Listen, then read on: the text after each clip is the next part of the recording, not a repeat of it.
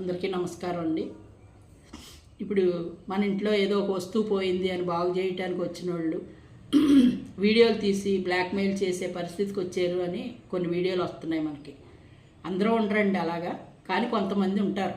అది మనకు పరిచయం లేని వాళ్ళు. అటువంటివి చేసేవాళ్ళు ఎవరంటే, ఎవరో మనకు ఆన్లైన్లో నెంబర్ ఇచ్చారు, లేకపోతే ఎవరో దూరం నుంచి పంపించారు, లేకపోతే ఈ ఊరు కాలేదు ఇంకొకరు పంపించారు. అలాంటప్పుడు కొన్ని తేడాలు జరుగుతాయి తప్ప, ఈ మామూలుగా మనకు లోకల్గా తెలిసిన వాళ్ళ చేత చేయించుకుని, మనకు బాగా పరిచయం ఉన్న వాళ్ళతో చేయించుకుంటూ ఇటువంటి తంటాలు రావు కదండి. సీసీ కెమెరాలు పెట్టటాలు, బ్లాక్మెయిల్ చేయటాలు, ఆ బ్లాక్మెయిల్కి వీళ్ళ బలైపోవటాలు ఎందుకండి?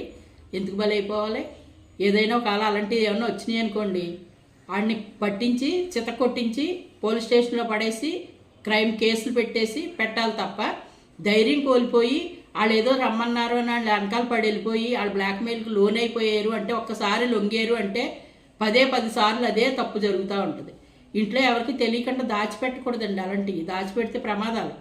దాచిపెట్టకుండా ఉన్నప్పుడు ఎలాగ పట్టుబడిపోతారు. నేరం చేసినోడు ఎన్ని రోజులు దాకోడు కదా, దాక్కోకుండానే పట్టుబడతాడు. ఇప్పుడు పోలీసు వ్యవస్థ ఉందండి, చట్టం ఉంది, తగిన చర్య తీసుకుంటారు. అప్పుడు ఇంకొక చోట ఇలాంటి పొరపాటు చేయకుండా ఉంటాడు.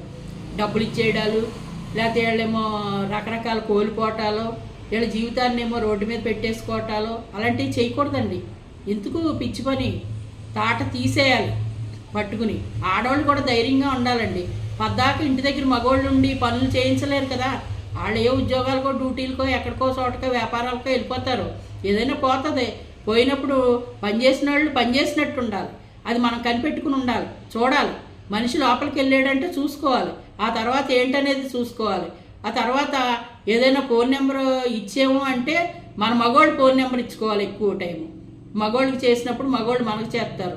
ఆడవాళ్ళు ఈ పిల్లలవి అసలే ఇవ్వకూడదండి. ఇంట్లో ఉన్న యువత ఫోన్ నెంబర్లు అసలే ఇవ్వకూడదు. మగ పిల్లలు అనుకోండి ఇస్తే వాళ్ళు ఊరుకోరు కదా, వాళ్ళు చెప్తారు. అంతేగాని ఆడవాళ్ళు ఫోన్ నెంబర్లు ఇచ్చి దాన్ని రకరకాలు చేస్తున్నారు. ఇప్పుడు మనం కొన్ని షాపులకి వెళ్తున్నాం అండి, షాపింగ్ మాల్ అని, లేకపోతే రిలయన్స్ అని, ఇటువంటి వాటికి వెళ్ళినప్పుడు ఫోన్ నెంబర్ అడుగుతున్నారు కంపల్సరీ. అవి ఏంటో మరి వాళ్ళు ఎక్కడ పెడతారో, లేదా కంప్యూటర్లో ఉంటే వాళ్ళు ఏమన్నా చేస్తారని కాదండి. అందులో స్టాప్ చేయొచ్చు, ఇంకొకరు చేయొచ్చు, ఎవరొకరు చేయొచ్చు కదా. అటువంటి బ్లాక్మెయిల్ కూడా ఈ మధ్యకాలంలో కొన్ని జరిగినాయి, నేను విన్నాను కూడా అటువంటివి. అందుకని కొన్ని చోట్ల మన ఫోన్ నెంబర్లు ఇవ్వకూడదండి. కొన్ని చోట్ల ఇవ్వాలి, కొన్ని చోట్ల ఇవ్వకూడదు. మగవాళ్ళు ఫోన్ నెంబర్ ఇచ్చేస్తే వాళ్ళు పడతారు, వాళ్ళు చూసుకుంటారు. అది ఏదైనా తేడా వస్తే. ఆడవాళ్ళు ఫోన్ నెంబర్ అనేటప్పటికి 10 సార్లు రాంగ్ నెంబర్గా వచ్చిందనో, లేకపోతే ఇంకోటనో, లేకపోతే మిడ్ నైట్ చేయటం అని ఇలాంటివి కూడా ఉంటాయి. అవి జాగ్రత్తగా అప్రమత్తంగా మనమే చూసుకుంటూ ఉండాలి. భయపడకూడదు దేనికి కూడా. ధైర్యం